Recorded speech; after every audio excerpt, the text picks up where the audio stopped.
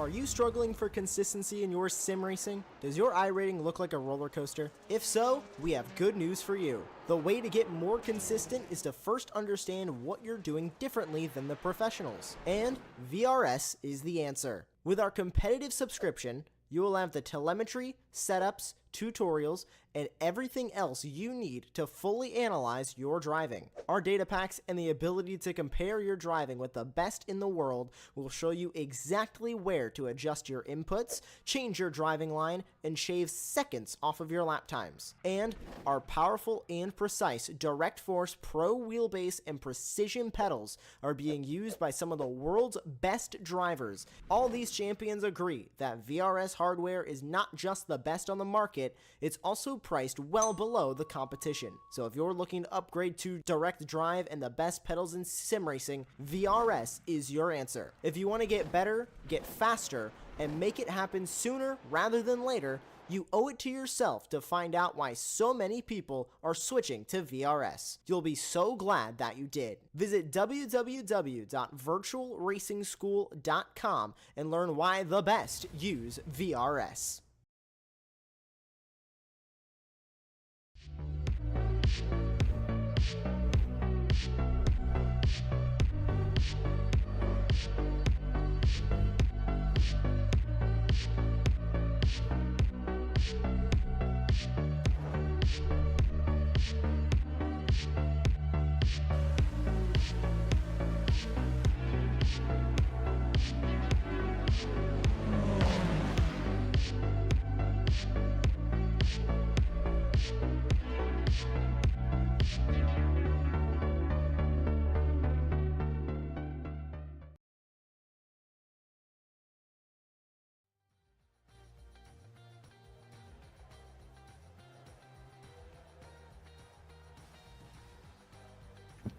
Hello everybody, and welcome back. We're here in Bathurst for the Radical Racing Challenge once again, here in iRacing Season 2 of 2023. And we're here for probably one of the toughest races of the season. I'm Aaron Smith, your host. As usual, we got Ron Mons back in the commentary booth next to me once again. Lovely chap. And Samuli Kumo in the virtual production trailer. Again, another lovely chap. But Ron, you and I both know how utterly difficult this car has been to drive all season long. And well, this is going to be even worse. You got to give me some spicy predictions for today's race. Oh, we were talking before the broadcast started. I think we might have a couple accidents throughout this race. We've obviously had incidents throughout the season, but at a track like this, which is really mixed, you know, you have some parts that are really fast, and others that really look like a sad tapeworm, you know, so I think we're going to have a very interesting race. I think we're going to have a hectic race. We got splits today, so we're going to have some very talented drivers in this field, but I think with the narrow nature of this track and the way this car drives, I think we're going to have a pretty action-packed terms of incidents as well. Gonna have a lot of incidents, but I also think we're gonna have a lot of overtakes, especially with how powerful the slipstream has been this year. Could see plenty of overtakes going into the chase this race. Yeah, I'm gonna agree. That run down to chase is gonna be the prime overtaking opportunity here today. We're gonna have some great action. This track is fairly mixed in terms of racing. You can either have one race where you get some incredible side-by-side action, or you get a rather boring race where not much happens, everyone just follows through, and yeah, it's all right. But let's hope we get some good knuckle-down racing today. As you know, these radicals, as much as they've been a challenge to drive this season, they've produced some really, really entertaining races, and especially the last few have been really, really good. We've seen top drivers making mistakes that we don't often see. We've seen surprise winners. We've seen some incredible moves. And, well, Bathurst is kind of known for just being really unpredictable. And I actually predicted before we even started this broadcast that going into Skyline, I'm predicting someone's going to bottle it on lap 1. And we're going to have a massive pile-up. And I think Ron agreed with me. Oh, yeah, definitely. I mean, that section of the track, the top of the mountain here, Mount Panorama, have a lot of sudden elevation change, a lot of change in the balance of the car, the weight balance. It's the top end of the circuit, and I think that'll bode not too well for some of these drivers. These cars, if you think throughout this season, and my experience driving this car, the many things that this car doesn't like, which there is a sizable list if we're being brutally honest, it's bumps, like the one as we see Herc, we're riding on board with him. Going through this section here, there's a lot of bumps here, and plus very high curbs. I haven't had a lot of fun times riding the curbs in this car, so I think the curbs are definitely going to play a crucial role, and plus the elevation change, the sudden dips. Yeah, we see very loose there, nearly a spin. He caught it. Oh, that's not going to bode very well for his time. He's going to be a very bad line through here. Yeah, he's definitely backed off, but just as I was saying, you know, just the sudden dips, the sudden crests here, it's going to change the weight balance of this car. It's going to be very loose sometimes, very understeery sometimes. It's going to be a very challenging race for these drivers, but I think the chances of a pile-up or a very big accident at the top of the track are pretty high. Yeah, Van den Hoek proving what I thought was going to happen on lap 1, but, you know, we're starting to see signs that that's already going to happen as the car comes over that crest and, you know, you just lose a little bit of grip. Like you were saying, Ron, this car just reacts really, really strangely to bumps, sudden elevation change, and it can be really, really unpredictable at times, which, you know, is why this car's been such a challenge to drive. I think Zandvoort was a really bad one. We had, of course, the opening round of Road America that was just utterly chaotic. That event. Yeah, it's just those bumps, that elevation change that this car just cannot handle. And like we've said a few times over the course of the season as well, because it's fixed, you can't even tune the setup to your liking to help that process as well. So, you know, driving this car, it takes some level of skill this season. You know, you have to be leisurely with it and quick at the same time. It's very strange. Ooh. And there's Spencer getting a buttload of understeer there, but seems to be on a fairly okay-ish lap at the moment. He's had some mixed middle sectors. He's actually quite far off, nearly 8/10 off. Bloody hell. But yeah, he won't have time to finish his lap, unfortunately. So it looks like he's going to be starting in 3rd place, which isn't actually too bad. Philip Spencer's really turned it up in recent races, and he's been fighting at the top more and more often. And of course, consistency is key over the course of a season. But in terms of raw speed, as usual, is Philip van den Hoek, who's on pole. Can he convert it into a win this time, though? He's been struggling in recent times. We'll see if he can fare any better today. We've got Rafael Blanco up there in second place. Those two filling out the top row nicely. Philip Spencer in third, Casanovas in fourth place, Caruso in fifth, Ralston in sixth place, Gonzaga in seventh, Reitinen in eighth, Martin in ninth place, Menga in 10th, and then your final four drivers who were rather off the pace. We've only got 14 drivers in today's race. We've got Lorenko in 11th, Iotti in 12th place, then Bullshaw in 13th, and Andreas Friedrich 11 seconds off the pace. Not sure that's a good representation of his actual pace. Let's hope for his sake. But he's down there in 14th place and last.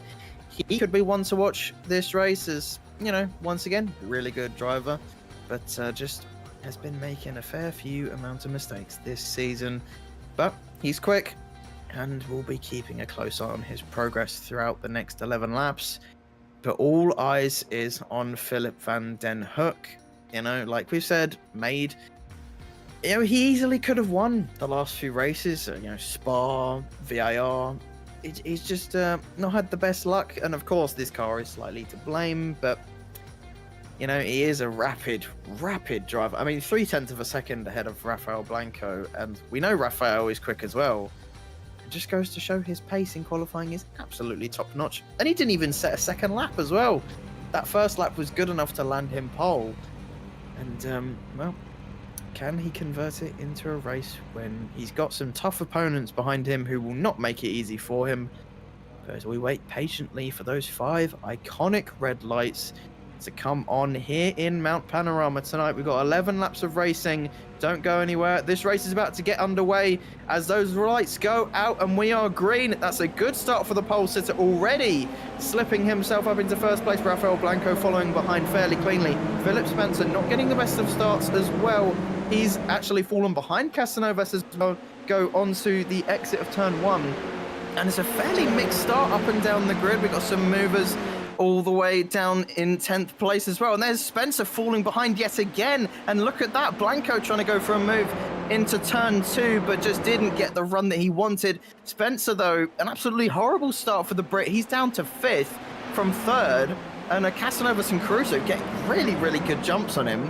But I think Ronnie just couldn't get the car under control off the line. It was interesting, at least from my perspective. It looked like there's a pretty even keel start between a lot of these drivers. Obviously, Spencer had a really torrid time. If I remember correctly, he was stuck on the outside going through turn 1. And from my personal experience driving around this track, regardless of the conditions, as we see a car hitting the wall there, who was that? That was Gonzaga hitting the wall there at the top of the hill. Oh, down there's a car off as well. That's a pileup, I think. Yep, yeah, it is. We predicted it here at Skyline. Absolute chaos on this opening lap. That's Reitinen who begun it all. Not sure if he made contact with anyone though, as kind of just looked like he lost control of the car himself. And well, he's got big damage, and so has Martin, another loser in that scenario. But here's a little look at the replay. He's not near anyone. He just dropped it on the curb, I think. Yep, hit the curb way too hard. That curb is basically a mountain. You got the mountain curb on Mount Panorama, and that really called him out bad there. Yeah, that's he just got that little bit of understeer. It looked a bit weird though, since I've seen some of these cars ride that curb and be absolutely fine. It's like his front splitter just dug into the curb and shot him out the other direction and spun him round. A very unfortunate start. Once again, Reitinen having a horrid start as he has lost few races. And here's another driver who hasn't got the best of starts this race. This is Spencer, who's actually gained a place on Caruso back. But look at that, 4 seconds to the leader already. And Caruso, obviously, he's going to get that huge slipstream run down into turn 2. And can he get the move done on the outside? If he can stick it there, he'll have a good run up into turn 3. He's late on the brakes, later than Spencer is. It's very, very close and got it done. Really, really impressive move by the Italian. Yeah, that's a was- fantastic move. I mean, you do see some overtakes there, but they're usually down the inside. You don't really see some around the outside overtakes there. But it's a very well executed move. Pulled it off nicely, and he's got fourth position now. So very good move. Very interesting race that we've seen so far. Obviously, pretty mixed race so far if you're Spencer in terms of the emotions you're feeling. Obviously, you're still really in the fight. We have a very long way to go in this race, but drop back the way you have to now be stuck in a battle with Caruso. Well, how would you feel if you were Spencer? It's just a bit weird, to be honest, if I was Spencer. It's just, we know he's got good pace, but at the start of this race, he's just been absolutely nowhere. He's already dropped a second from Caruso, and Caruso's already dropped a second as well from Casanovas. So those top three are, gone. They have amazing pace. And here's Menga going for a move on Ralston, who's also struggling for pace. All the way down here, looks like a fairly textbook move. He seems to be pretty much already ahead. Actually coming down into here. Yeah, he's fully ahead, and that was a good move by the number 12. And he seems to be having some really good pace as well. Up 4 places from 10th. And there's Friedrich in the background as well, going for a move up into 9th. Getting some nice little comebacks in this race already. I think Bullshaw has ballsed it up somewhere. Oh, that's not the best place to do it. Can he keep it out of the wall? No, he can't. And just slams into those tyre barriers before pit entry. And, well, surely that pit entry is going to be a bit useful to him now. And, no, actually, he's going to choose to stay out with the damage that he picked up there. So, fair play, I guess. He's going to soldier on in this race, down in net last place in 13th.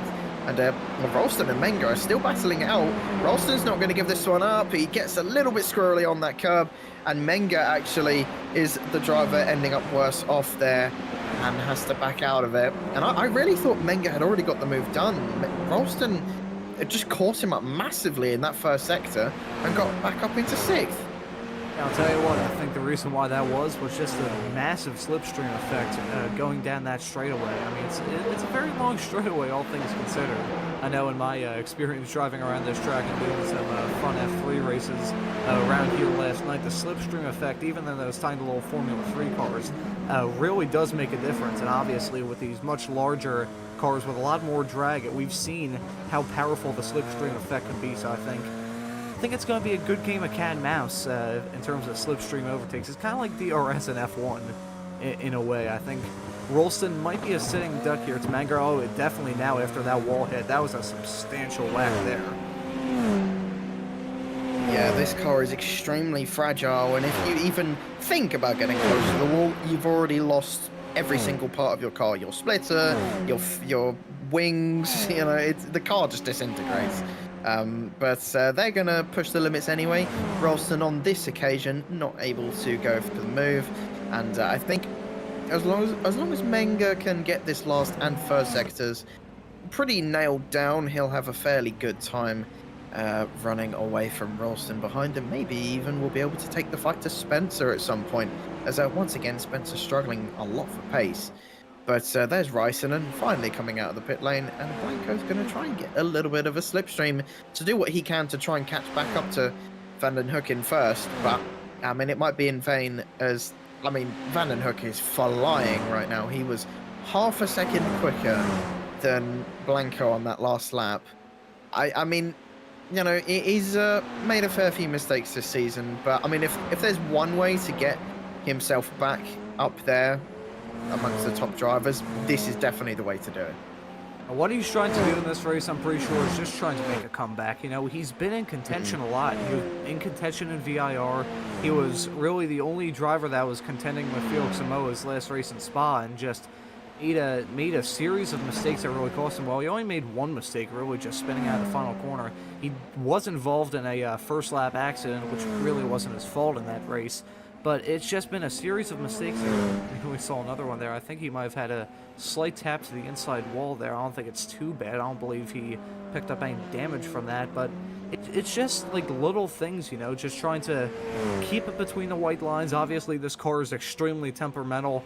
both of us have really had troubles trying to describe the way this car feels, and I think during this broadcast I've come up with a great way of how this car is.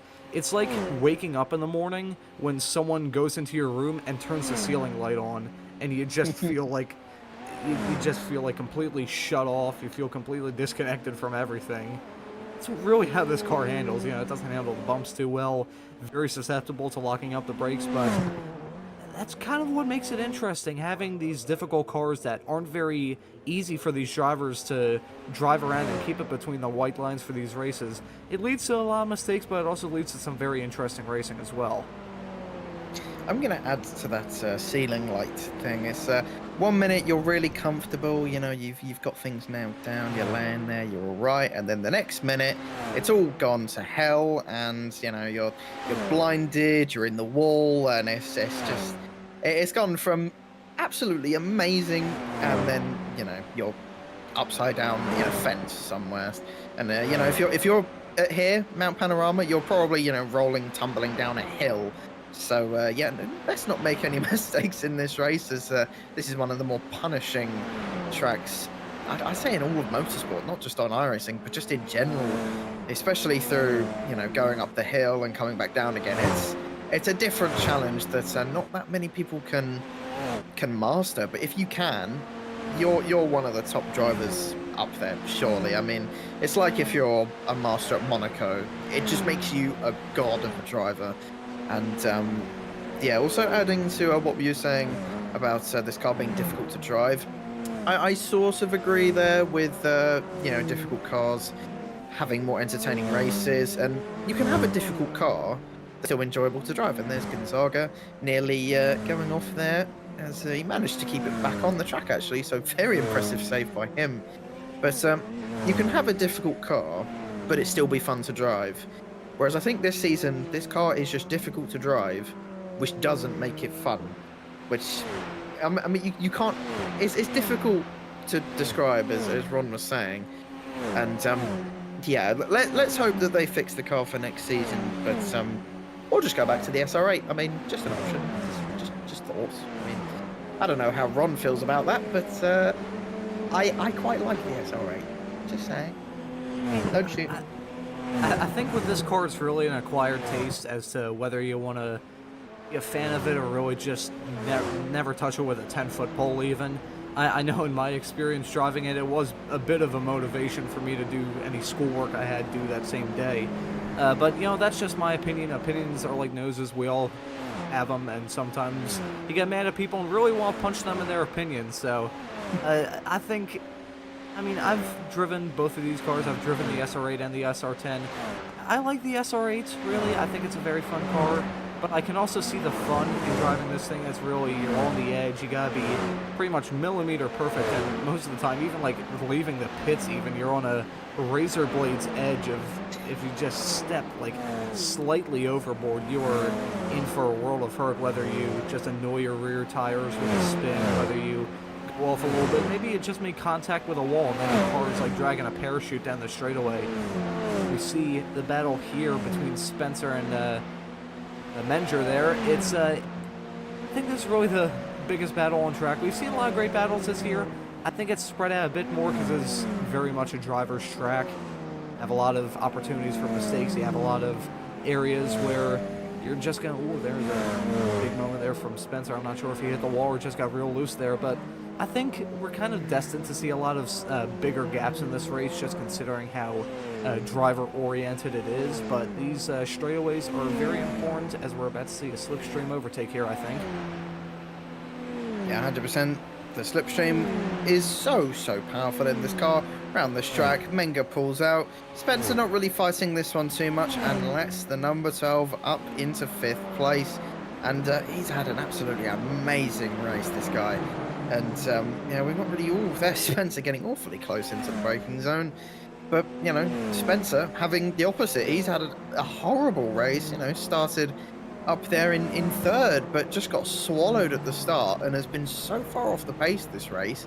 On that last lap, he was 1.8 seconds slower than Herken Blanco, which, considering he was about half a second off in qualifying, is a bit weird. Not gonna lie, I don't know if he's just lost confidence or maybe he's had some kind of issue, but it just seems a bit weird that he's just lost so much pace in this race. But you know, 6th still isn't too bad, but you know, I think Philip Spencer would rather hope to be a bit higher up the grid than that. But hey, everyone has their off weeks, off days, off races, and this is just one of those for Philip Spencer, who will definitely not want to remember this race at all, and will be looking forward to wherever we go to next. But you know, so, yeah, Imola, as that I was going to mention that actually.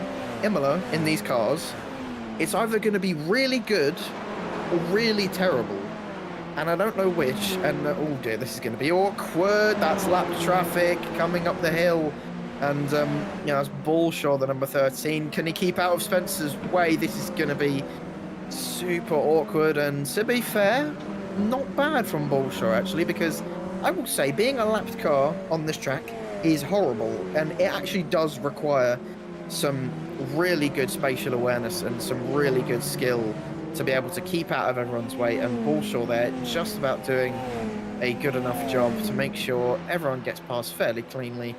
And you know, hats off to the Brit. He did pretty well there, as actually didn't even realise that was Raikkonen who's on the same lap as him. And I don't even know if Bullshaw realised. He just let Raikkonen through pretty much. And well, that's the first place that Raikkonen has gained all race, and it will probably be the last place that he is going to gain for the rest of this race, as he is so far behind the rest of the pack. This race has not at all gone his way, as there's Blanco with a new fastest lap of the race. He's started to put the hammer down. I think it might be too little too late, honestly. I mean, it's still 2.7 seconds. Yeah. You know, you can catch up easily, but catching up is one thing. Passing at a track like this is a whole nother story. So, speaking of passing, I think probably our biggest battle on track is going to be between Spencer and Rolston. I think the biggest problem that Spencer has had so far this race is that wall contact we saw earlier. Ever since then, it's like his car's been dragging a parachute. Even in the slipstream of Menger there, he just can't pull. He just can't pull up. Well, there's contact with Menger there. Very similar to the contact we saw with Spencer. So maybe these two are going to be sitting ducks on the straightaway, and maybe Rolston might be looking at a top 5 finish here. What do you think? It's going to be definitely interesting, to say the least. And also, just a small mention, Caruso over the past few laps has started to catch back up to Casanovas and is now in his slipstream. So that is also going to be a very interesting battle to look out for. Excuse me, but yeah, I'm going to agree with you there. Rolston just starting to put a little bit of pressure on Spencer, and Menger as well is trying to push to get away from Spencer, but you know, nearly put himself in the wall because of it. So I just think, you know, these guys from 3rd to 7th all just oh no, there's Caruso. No. That's Caruso, who I was just saying, and Menger in the background as well has absolutely slammed it into the wall. But his saving grace here is going to be getting the slipstream of Caruso. But Caruso, his car looks to be absolutely broken. He's dragging across the floor. All these cars are broken. Yeah, like all these cars are broken. Yeah, it's gonna be a very interesting battle here as Caruso's dropping back. As you gotta try and go for it there. Oh, there's Spencer going for it. He looked for it at least. We're gonna have a 4-way battle from the looks of it for the final couple laps of this race. We are on lap 9 of 11 so far this race. Worst time for me to say that as an American, if I'm being brutally honest. But there's Spencer very close to the back of Menger there, and that was, I believe, Caruso going off again. I see some smoke there. That's Rolston spinning. Oh, and that's extra contact. No. That's Bullshaw round the final corner. Oh, boy.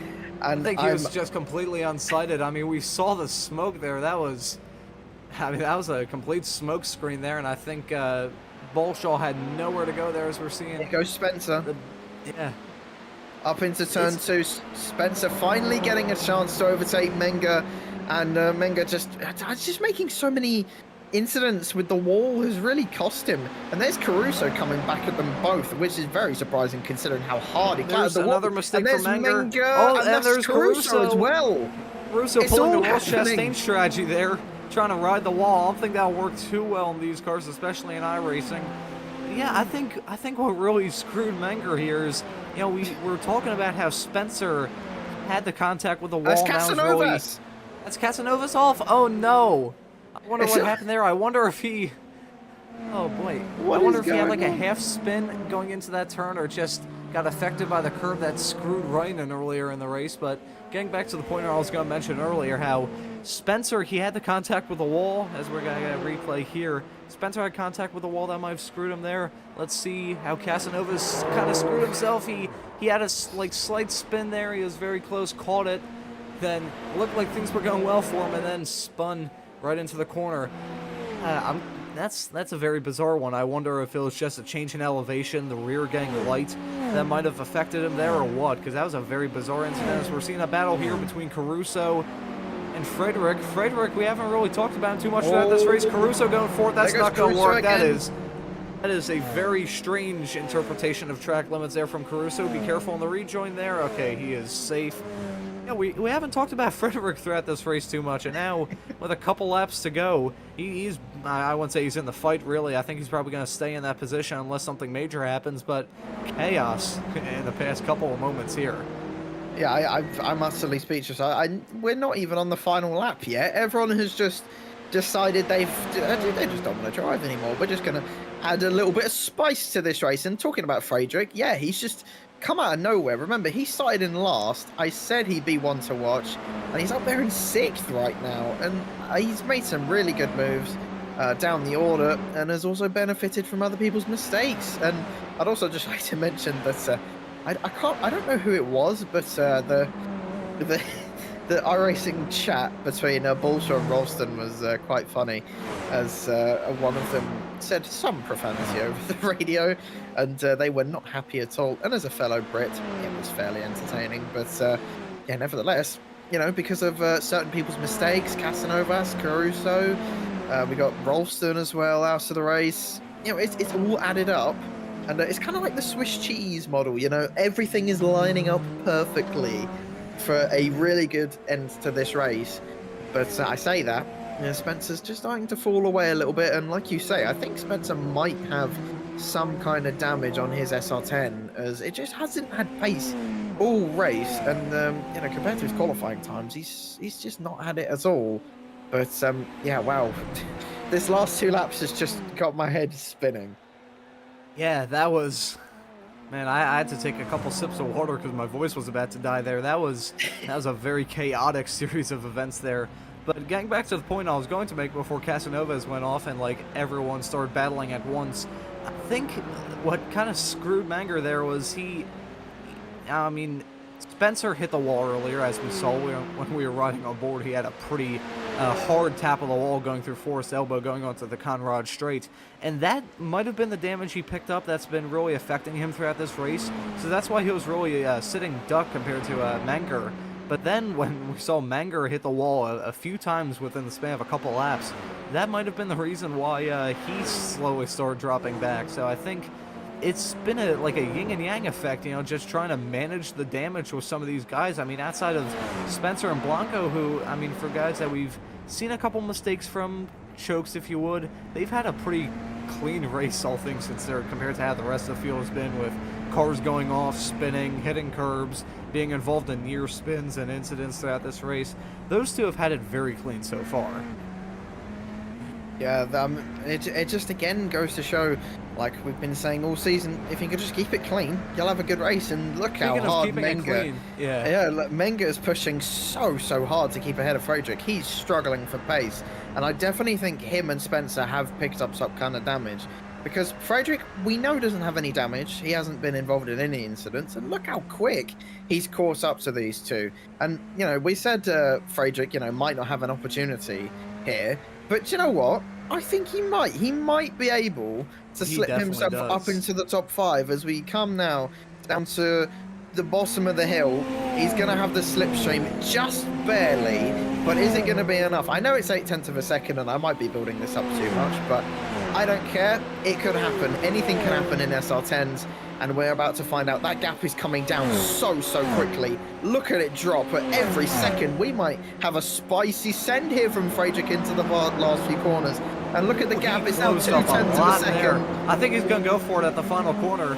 Perk 1, Blanco in 2nd, Casanovas is going to be in 3rd, but here we go, Frederick, I think he's going to look for it here. He's going to look around the outside. That's going to be a very bold overtake there. Is he going to make it stick? He might go for the crossover here. Oh, he hit the curb a bit too hard. He can't do it. I think it's too little too late. If he was just like a couple tenths of a second closer going through the top section of this track, I think that would have been 5th place for Frederick there, but still a very honorable drive. Starting last and ending up 6th just by a whisker. Yeah, Frederick had a little bit of a moment coming down Skyline and just lost about 0.2 of a second. And had he not done that, he would have 100% gotten past Menga.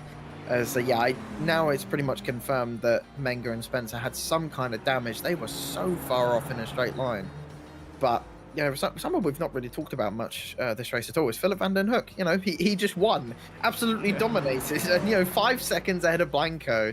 He's put in some really, really good laps. And Blanco has also put in similar laps, but just hasn't been consistent enough. And, you know, maybe Blanco, had he pushed a little bit harder, he might have been able to take the fight to Philip. But, I mean, that's one way to redeem yourself after what's been an up and down season for this man. He's managed to get his own back and get a victory here at Bathurst, which, I mean, it's a statement. I won at Bathurst in a incredibly hard to drive Radical SR10. So hats off to him. I mean, no one could hold a candle to him today. So yeah, really, really, really good drive from him. And Blanco as well. Good job from him coming home in 2nd. Casanovas, is he lucky to get 3rd? Yeah, I mean, he's lucky Caruso made that mistake, and also that Spencer and Menga had really up and down races, you know, colliding with the wall millions of times. But yeah, everyone having fairly up and down races apart from the top 2. And once again, up and down, I think they might be going for the jump here. What do you think? I mean, they will. Yes, they are. Oh boy, it's a tradition. And here they go. Can anyone stick the landing? Oh, Blanco nearly did. But I think Herc might have done it.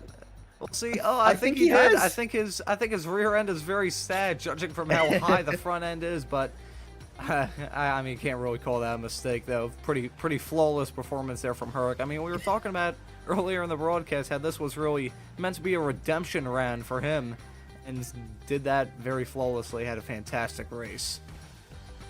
Yeah, it's always it's really good seeing comebacks like that from certain drivers, and you know, the redemption arcs that we get in these series, you know, we talk about them for years to come. But nevertheless, after 12 laps, and 11 laps, excuse me, it's Philip van den Hoek who takes the victory here in Aussie Australia. Rafael Blanco is in 2nd place.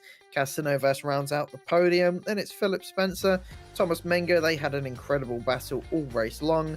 Andreas Friedrich, what could have been, maybe had he had a bit better qualifying and just had a tiny bit more pace on that last lap, he could have gotten himself up into the top 5. Gonzaga, didn't really see too much of him this race, just a few mistakes, but comes home in 7th. Lorenko in 8th, IRC in 9th, Martin in 10th, Caruso, Reitinen, Allshaw and Ralston all making mistakes and finishing more than a lap down.